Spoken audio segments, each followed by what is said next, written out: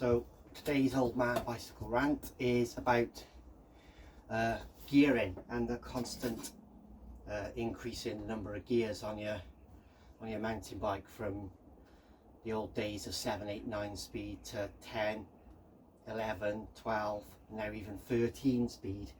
And it's something that people look at when they're buying a bike as a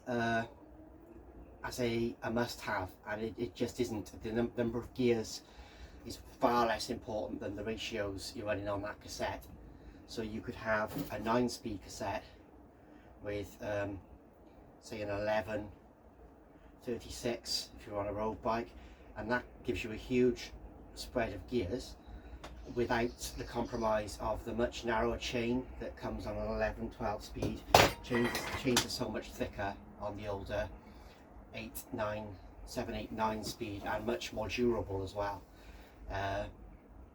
It's not something that is a necessity, and if you're looking at bikes at the moment, the price of the latest 11, 12 speed bikes is just crazy. And if you go back as far as a 10 speed for a road bike or a mountain bike, you can get some amazing deals. And as long as that cassette, if you're buying a gravel bike and it's only a 10 speed, but that 10 speed is an 1150 or an 1146 cassette with a 1x or a double on the front, that's the range is what's important.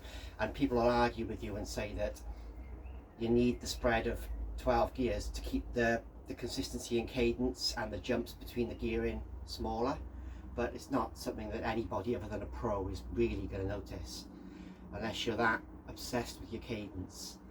Normally you just need that gear to bail you out. You know, when the lowest gear is obviously the most important gear, because that's the one that bails you out when you're halfway up a hill and you're running out of steam.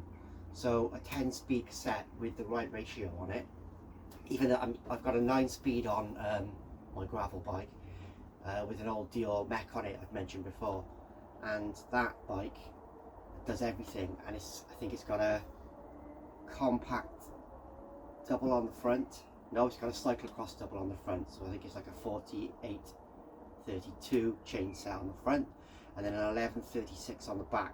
And that bottom 3236 for a gravel bike gets me up most things. It's 9 speed, the chain is really nice and thick and sturdy and solid, and it'll last. Well, it's lasted more than one winter already, which is more than could be said for a lot of the 11 and 12 speed components. It's just a case of, what are you going to be using the bike for? What really matters to you? And I like this whole thing about you need the jumps to be smaller to maintain your cadence. That's a pro level thing almost, unless you're a high-end amateur racer or a triathlete or something. Most of us are just out on our bikes for fun, for exercise, a bit of adventure, and in that case that aspect doesn't matter at all. So don't discount a bike that's 9 speed or 10 speed, because it can still do everything you need it to do. There's no need to tick the box of always having the latest and the greatest 11, 12 speed gearing. It's never going to end. It's just going to keep going and going and going. The chains are getting thinner and thinner. Electronic shifting, again, nobody needs that. It's nice to have and it's a fun thing to play with, but even the pros resisted it for a long time.